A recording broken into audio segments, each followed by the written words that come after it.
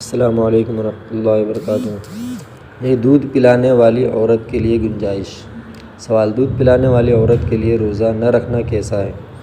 تو اس کا جواب یہ: اگر دودھ پلانے والی عورت کو اندیشہ ہو کہ روزہ رکھنے کی وجہ سے شیر خوار بچہ ہلاک ہو جائے گا یا عورت ضعف کی وجہ سے ہلاک ہو جائے گی، تو ایسی صورت میں روزہ نہ رکھے بلکہ بعد میں قضا کر لے۔ یہ بات بدائع الصنائع کے اندر ہے۔ اور اس کے بعد سوال یہ ہے: بھوک پیاس سے بیتاب ہونا۔ بھوک پیاس سے بیتاب ہونے کی صورت میں روزہ توڑ دینا کیسا ہے؟ بہت سارے لوگوں ہمارے زمانے میں ہوتا ہے کہ اتنے زیادہ ڈھال ہو جاتے ہیں، بار بار نہاتے ہیں یا بہت سارے روزہ ہی توڑ دیتے ہیں۔ جب روزے کی حالت میں اتنی شدید بھوک یا پیاس لگ جائے کہ جس سے جان جانے کا خطرہ ہو، تو ایسی صورت میں روزہ توڑ دینا درست ہے۔ لیکن اگر قصداً اس نے ایسا کام کیا جس سے یہ حالت ہو گئی تو گنہگار ہوگا۔ تو ایسا کام وہ نہ کرے جس سے روزہ توڑنا پڑ جائے، یعنی قصداً اس نے ایسا کر لیا تو ایسا کوئی کام نہ کرے۔ دوسرا، مسافر کا روزہ رکھنا۔ مسافر کے لیے روزہ رکھنے کا حکم کیا ہے؟ جواب: سفر شروع ہونے کے بعد اگر سحری کا وقت شروع ہوا تو ایسے مسافر کے لیے سفر میں روزہ نہ رکھنے کی اجازت ہے۔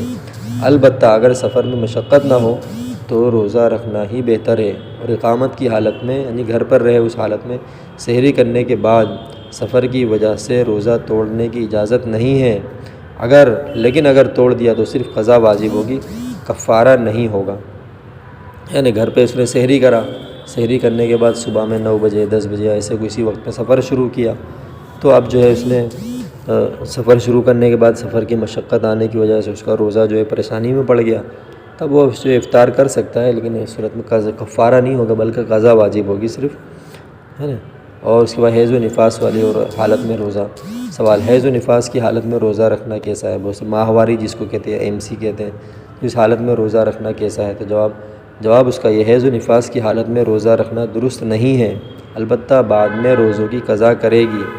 ایسی حالت کے اندر کا روزہ رکھنا درست نہیں ہے۔ روزہ اور نمازیں تو معاف ہیں، MC آ رہی نماز معاف ہے، تو لیکن روزہ معاف نہیں ہے۔ روزہ نہ رکھے لیکن بعد میں ان روزوں کی قضا کرنا ضروری ہے۔ دوسرا سوال یہ کہ شیخ فانی کے روزے کا کیا حکم ہے؟ جواب: شیخ فانی اس شخص کو کہتے ہیں جس میں بہت زیادہ بڑھاپے کی وجہ سے روزہ رکھنے کی طاقت نہ ہو، تو ایسے شخص کو روزہ نہ رکھنے کی اور اگر رکھ لیا ہے تو توڑنے کی اجازت ہے۔ اور ایسے شخص کے لیے حکم یہ ہے کہ وہ ہر روزے کے بدلے میں فدیہ، ایک صدقہ فطر کی مقدار ادا کر دیا کرے، ہے نا، وہ فدیہ دے دیا کرے۔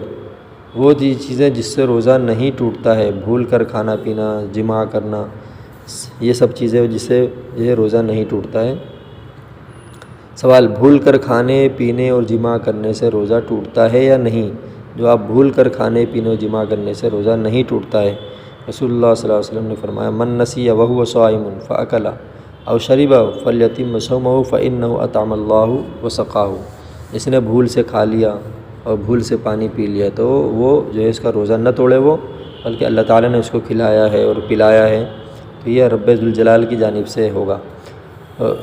اور روزے میں مسواک کرنا کیسا ہے؟ روزے کی حالت میں خشک اور تر مسواک کرنا کیسا ہے؟ جواب: روزے کی حالت میں خشک اور تر مسواک کرنا بلا کراہت جائز ہے، اور حضور صلی اللہ علیہ وسلم سے روزے کی حالت میں مسواک کرنا ثابت ہے نا۔ وَيَسْتَاكُ وَهُوَ صَائِمٌ، ابو داؤد شریف کے اندر حدیث ہے کہ روزے کی حالت میں مسواک کرنا اور تر ہو یا خشک ہو، کسی بھی حالت کے اندر روزے کی حالت میں مسواک کر سکتے ہیں۔